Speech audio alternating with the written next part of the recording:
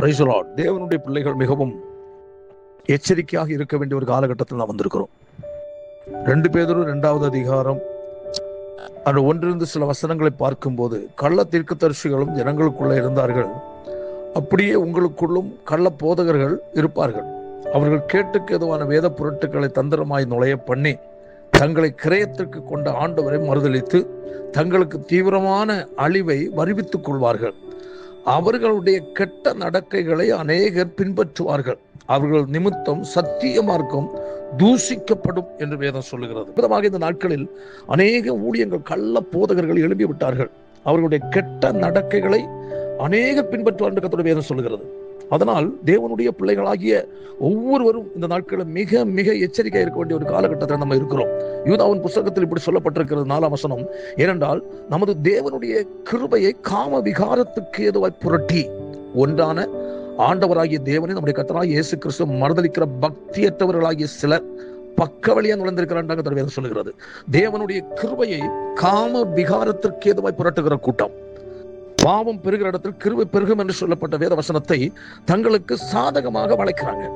இப்படிப்பட்டதான நபர்களை குறித்து விலகி எச்சரிக்கையா இருக்க வேண்டிய ஒரு காலகட்டத்தில் நம்ம வந்திருக்கிறோம். அன்பானவர்களே, இந்த நாட்கள்ல அநேகருடைய நடிப்புகள் பரிசுத்தத்தை பற்றி பேச மாட்டாங்க, பரிசுத்தத்தை விரும்ப மாட்டாங்க.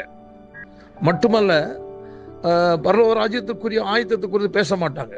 நடிப்பு, ஒரு நடனங்கள், சும்மா தாறுமாறான ஒரு செயல்கள், ஒரு மாயான காரியத்தை நம்பி ஜனங்கள் ஏமாந்து கொண்டிருக்கிற கிறிஸ்தவம் இன்று பெருகிவிட்டது.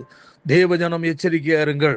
2 தீமோத்தேயு 3வது அதிகாரத்தில் 1ஆம் வசனம் சொல்லுகிறது, மேலும் கடைசி நாட்களில் கொடிய காலம் வரும் என்று அறிவாயாக என்று சொல்லப்பட்டிருக்கிறது. 5ஆம் வசனம் சொல்லுகிறது, தேவ பக்தியின் வேஷத்தை தரித்து அதன் பலனை மறுதலித்தவர்களாயும் இருப்பார்கள். இப்படிப்பட்டவர்களை நீங்கள் விட்டு விலகு என்றாம் வேதம் சொல்லுகிறது. பாவங்களால் நிறைந்து பற்பல இச்சைகளால் இழுப்புண்டு எப்பொழுது கற்றாலும் ஒருபோதும் சத்தியத்தை அறிந்து உணராதவர்களாய் இருக்கிற பெண் பிள்ளைகளுடைய வீடுகளில் இப்படிப்பட்டவர்கள் நுழைந்து அவளை வசப்படுத்திக் கொள்வார் என்ற கர்த்தருடைய வேதம் சொல்லுகிறது.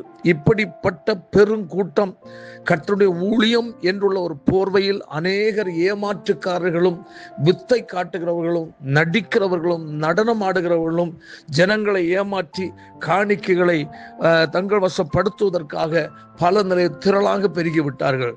இந்த நாட்களில் தேவனுடைய ஊழியர்களும் தேவனுடைய பிள்ளைகளும் மிக மிக எச்சரிக்கையாயிருக்க வேண்டும் என்று இயேசு கிறிஸ்துவின் நாமத்திலே உங்களுக்கு நான் அன்பாக வேண்டிக் கொள்கிறேன். கர்த்தர் உங்களை ஆசீர்வதிப்பாராக. ஆமென், ஆமென்.